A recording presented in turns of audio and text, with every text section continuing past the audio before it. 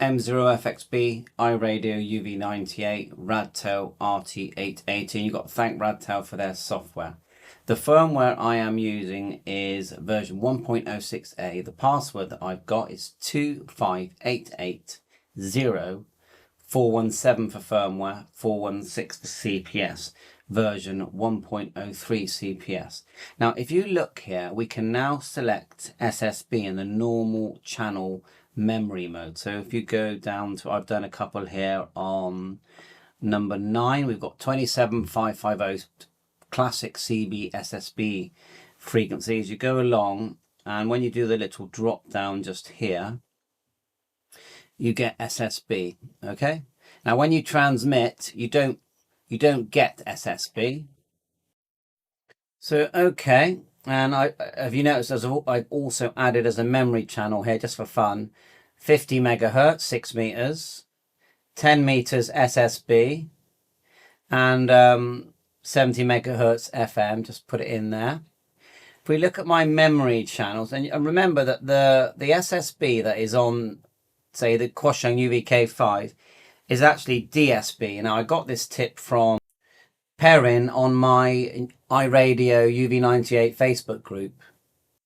So the thing that makes it interesting is that when you're programming channels on this part of the software here, let's move that back in a minute,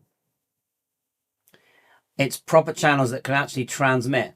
It doesn't transmit, it only transmits an FM. Now what Perrin is saying is that because this radio, because it's, I don't know, very accurate with its frequency, that people can still hear you even though you're transmitting on FM.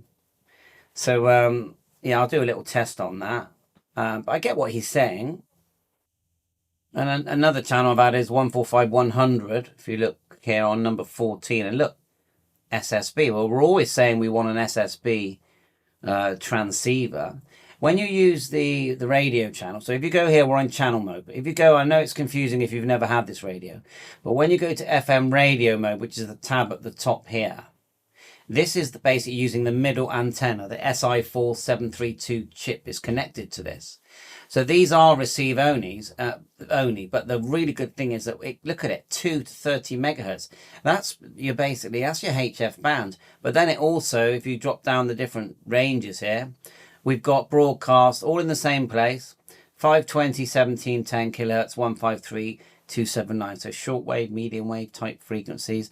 And that's on receive. Now you're never going to transmit using the middle antenna, but when we go back to channel, you can transmit, and that's the key thing here. But right, if I just bring this radio up a bit so you can see what's happening here, then I'll select, press the hash button until we get channel mode on the A band. So we'll select A with the red button. Hash is, we're in channel mode. Then we'll go to a couple of those channels that I've done. So let's go to, if you look at, let's keep going, 9, it says, actually clearly says there, and you can see it, SSB. Okay, now if I just press the PTT, you'll see that it will transmit, but that will change to FM. Okay, now if we go up, SSB, it changes to FM. So you get, but the main thing is that it is transmitting on FM. But let's just read what Perrin said, because I found it really interesting what he is saying. I'll read the whole lot, and please check out my Facebook group. So it says the latest firmware 106A and 103 CPS allows you to program memory channels in the normal operating mode as SSB. This allows the radio to receive in DSB mode in the same way that Quashang UVK5s do. You will hear LSB and USB at the same time. The TX mode is still in FM mode. At this point in time, there is no emulated DSB TX mode available, like there is in some modified Quashang firmware, such found in the IJV. Who knows?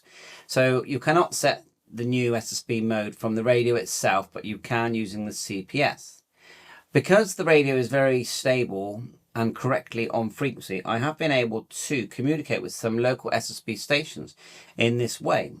Audio 3 or 4 out of 5 is the general consensus when they listen to my FM transmission in LSB USB mode on their proper radios.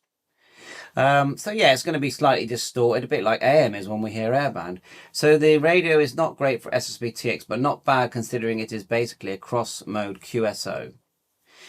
The receive performance is surprisingly good. Update, I just made another 10-meter contact 3,500 kilometers away. Messages coming through there from some friends.